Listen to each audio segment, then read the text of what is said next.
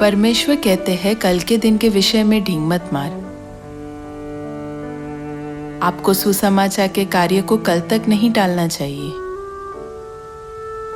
आज बीत जाने के बाद आपके पास इसे फिर से करने का मौका नहीं हो सकता, इसलिए आज महत्वपूर्ण है और आपको आज के कार्य के प्रति विश्वास योग्य रहना चाहिए।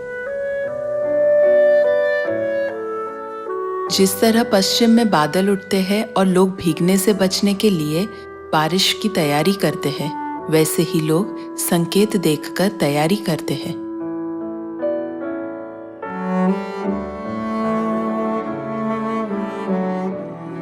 कुछ समय पहले मैंने समाचार पर देखा कि संयुक्त राज्य अमेरिका में कुछ लोग विपत्ति की तैयारी में गोदामों की मरम्मत कर रहे थे और भोजन का भंडार कर रहे थे।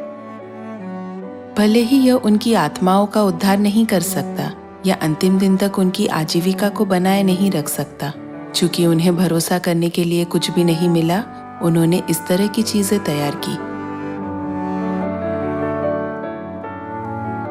आइए हम उनसे कहें, जल्दी सिय्योन आओ, क्योंकि परमेश्वर जो अनंत जीवन देते हैं वहां है।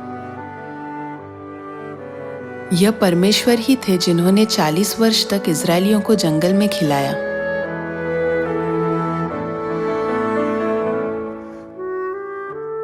जो लोग इस तथ्य को भूल गए, वे अपने विचारों का पालन करके नष्ट हो गए। कृपया परमेश्वर के अनुग्रह को न भूलें। आपको परमेश्वर से चिपके रहना चाहिए, जो आपको आशीष देते हैं, अनंत जीवन देते हैं और सब कुछ प्रदान करते हैं।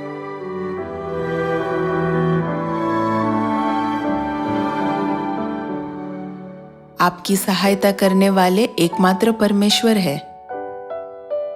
परमेश्वर कहते हैं, जागते रहो, तैयार रहो।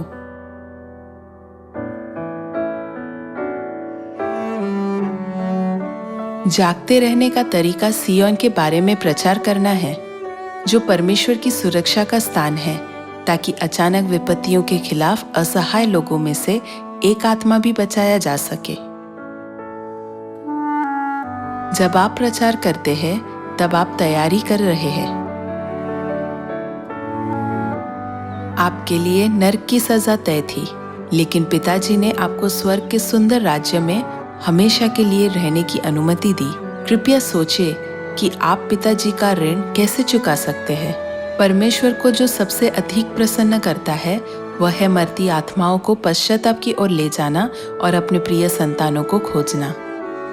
यदि आप लगन से खोजते हैं, तब आप आज भी स्वर्गीय परिवार के सभी सदस्यों को खोज सकते हैं। लेकिन यदि आप यह कहते हुए देरी करते हैं, आज नहीं कल, तो हजारों वर्ष बीतने पर भी आप उन्हें नहीं खोज सकते।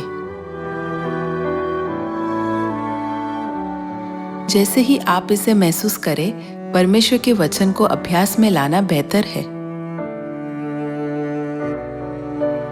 मूर्ख होने के बजाय अपने लिए धन जमा करने और परमेश्वर के प्रति धनी न होने के बजाय आपको स्वर्ग में सुसमाचार के लिए प्रयास इकट्ठा करना चाहिए।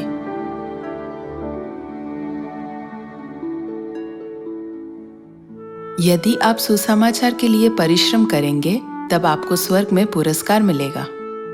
यदि आप आज सुसमाचार के लिए जीते हैं, जो परमेश्वर को प्रसन्न करता है, तो उनके आशीषें स्वर्ग में इकट्ठा होंगी।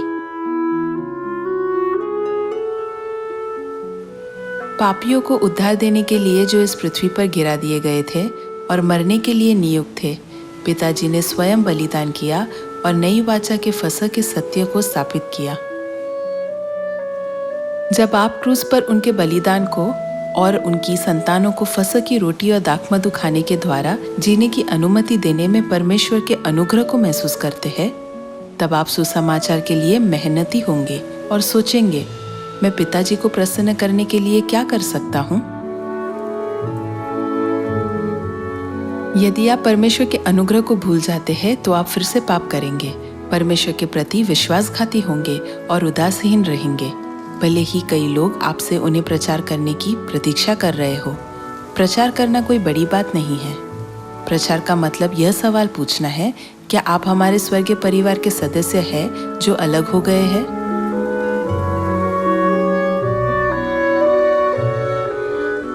पिताजी स्वर्ग से खोए हुओं को खोजने के लिए शरीर में आए और उन्होंने बाइबल बैग कंधे पर लेकर हर घर के दरवाजे खटखटाने से शुरुआत की। पिताजी ने राहगीरों और पार्क में बेंचों पर बैठे लोगों को प्रचार किया। जब वह काम पर गए तब उन्होंने आत्मिक और शारीरिक रूप से प्रेम देकर प्रचार का एक उदाहरण स्थापित किया।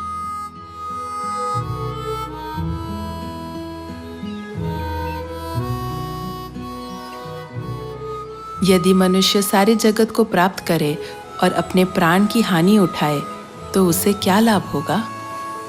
सबसे बड़ा प्रेम वह है जो मरने और नरक में जाने वाली आत्माओं को परमेश्वर की ओर ले जाते हैं। हर कोई अनंत काल तक जीने का तरीका जानना चाहते हैं।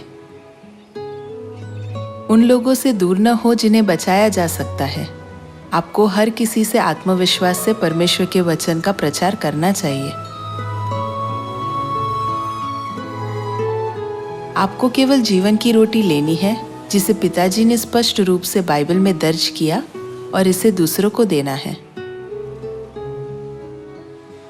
इस दुनिया में जहां विपत्तियां व्याप्त है, आइए हम पीड़ित लोगों से जोर देकर कहे कि वे सिय्योन में अनंत जीवन की रोटी खाने आए और उन्हें फसह जो विपत्तियां से बचने का तरीका है के बारे में प्रचार करें।